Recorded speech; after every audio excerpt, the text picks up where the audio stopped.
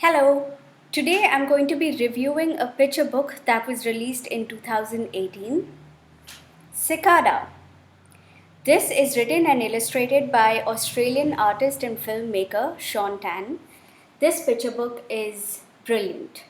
It is epic. I absolutely love it. This is just one of the few examples of how the interactions of words and images can mean so many things. So stay tuned as I do an in depth analysis of the different interpretations of this text and how the author makes this possible.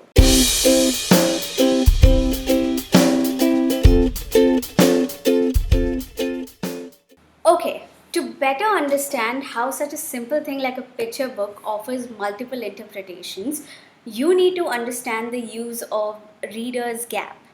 This is a concept that was first introduced by a man named Wolfgang Iser in the 1970s, wherein he believed that a text is not complete unless it is read.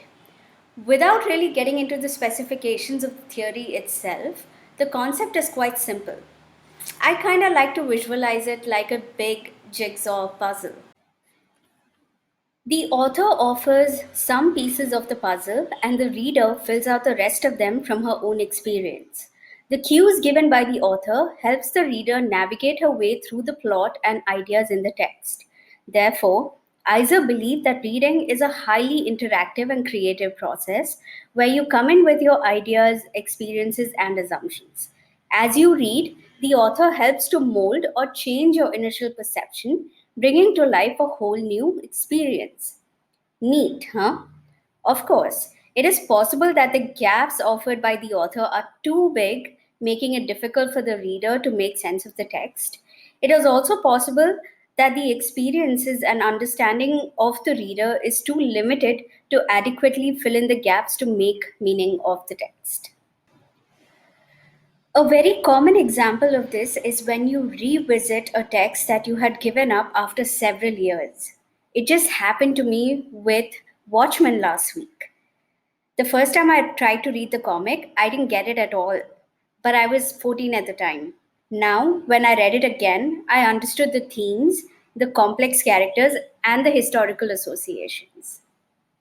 Wait, you must be wondering, man, I didn't really sign up for a literary theory lesson right now, and you're right. But why did I talk about the reader's gap? It is just to point out that this book can be interpreted in several different ways by several different readers. It is completely based on the experience, understanding, and assumptions that they bring with them. And each of these interpretations can be its own theme. And we're going to be analyzing these themes now. One of the most prominent themes of this picture book, Cicada, is bullying, and specifically workplace bullying. Sean Tan manages to emphasize the bullying through several different illustrations and tools. Let's take a look. Let's look at the cover. The image of the cicada here screams sincerity and righteousness. Despite the fact that cicada looks different from people with his bulbous eyes, cylindrical body, and four hands, he's in a suit. He's holding office papers and looking quite docile, for the lack of a better word. Let's look at this image. Cicada is being stepped on by a man, and the adjoining text reads Human co worker no like cicada. Say things, do things, think cicada stupid, talk. This is undeniably bullying by co workers in the workplace. I'd like to focus on this line think cicada stupid. This is as if Cicada is telling us that he's definitely not, but his co workers seem to think so, just because he obviously looks different from them. The author seems to be making an effort to exemplify the difference in physical features of the people and Cicada in the image.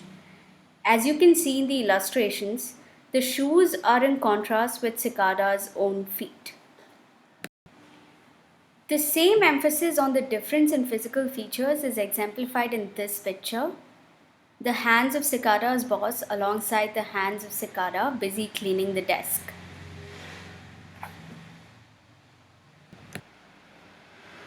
This sort of apparent physical difference and the use of animals are actually quite common in Tan's work.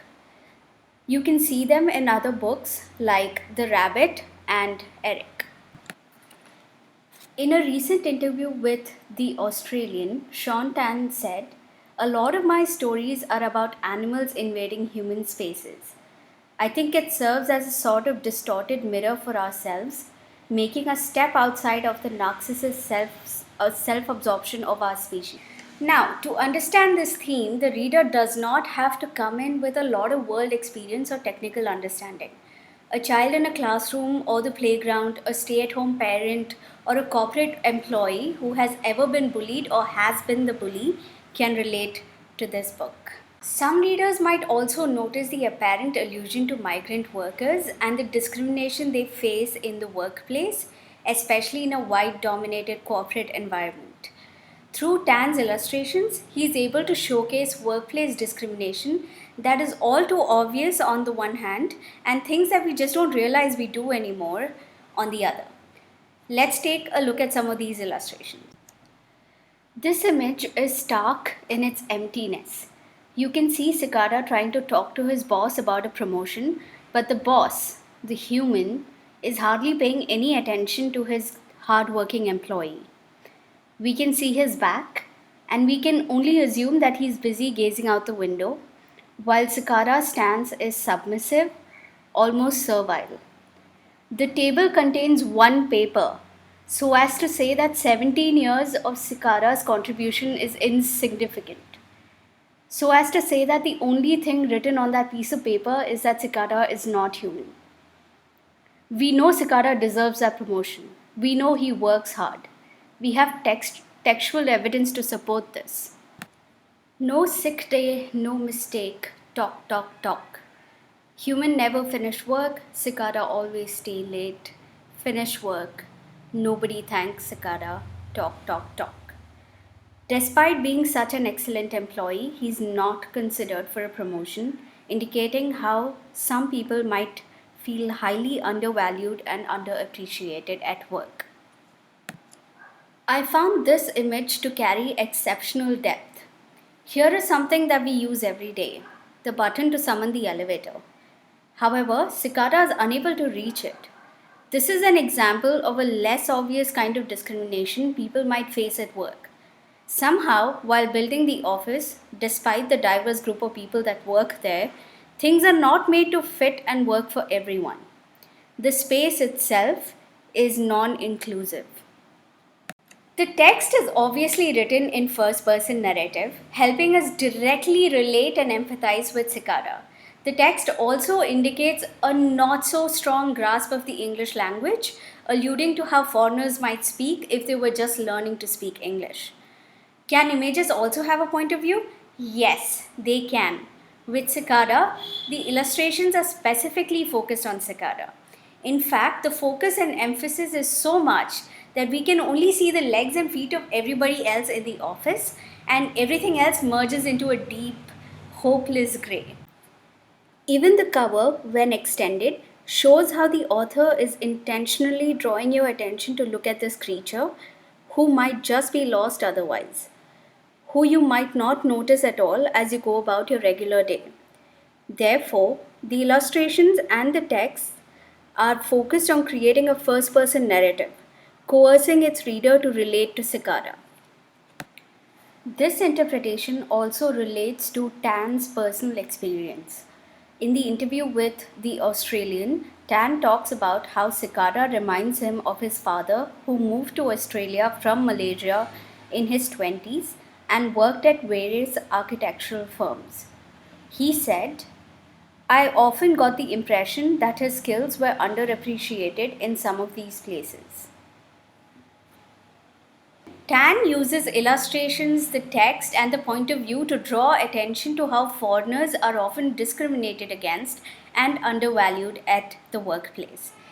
At the end of the book, however, Cicada sheds his suit and joins the million other cicadas in the forest. It's a hopeful message, a message that to me says don't try too hard to fit in, because that's not going to help you from getting bullied. Be who you are and you will find happiness. A third interpretation of the book is perhaps a lot more relatable for people who are sick of the corporate bureaucracy and understand the futility of drawing engagement from abstractly defined purpose. To better understand this theme, though, one must know a little bit about the life cycle of a cicada. There are three stages to a cicada's life: the egg, the nymph, and the adult. The egg hatches in about 6 to 10 weeks. After it hatches, a nymph comes out and buries itself under the ground for 17 years, waiting and growing. And then they surface as adults to mate and lay eggs. They create a lot of noise when they become an adult cicada, using the sound as a mating call. Kind of sounds like this. In many ways, Tan is often drawing a parallel between working in a stuffy grey corporate office to the underground waiting period of a cicada nymph. If we pay attention to the illustrations, we can see the similarity between an actual corporate office and the illustrations that Sean Tan has made in the picture book. So, one of the bigger messages that the book provides is the fact that human beings are so self centered and often believe that they're superior to other creatures. But the joke is on us. The cicada sheds its shell and is reborn as a winged insect, full of life and sound and laughter, while we are still stuck waiting. We go through our whole life in the grey. There are a couple of hints that the author provides to help us interpret this theme. The end papers at the beginning and at the end of the book are dramatically different. The first one is grey and dull, akin to the underground home of the cicada, while the end paper is like the adult life, full of colors and freedom. The author also uses subtle hints in the text to show us that we are the fools, not the nature that we seem to have controlled or subdued. Here it is.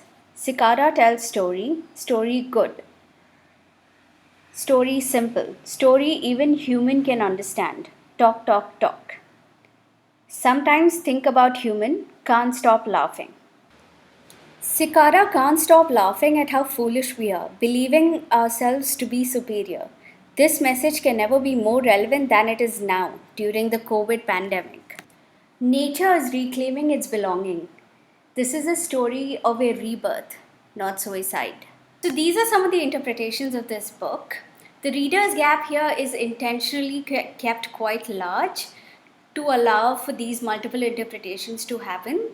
So you must be wondering, this is all great, but isn't this a children's book? Yes and no. Cicada is an example of a crossover picture book. Therefore, the intended audience include both children and adults. Crossover books are kind of like my favorite.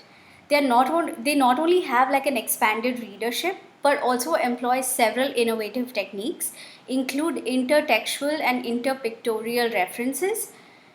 And as we saw earlier, they also have multiple levels of interpretation. They also tend to revolve around larger themes that are relevant to children and adults alike, such as discrimination, exploitation, race, etc. Come to think of it, I can't think of any theme that is exclusively for children. Wait, does that mean I'm a child? Anyway.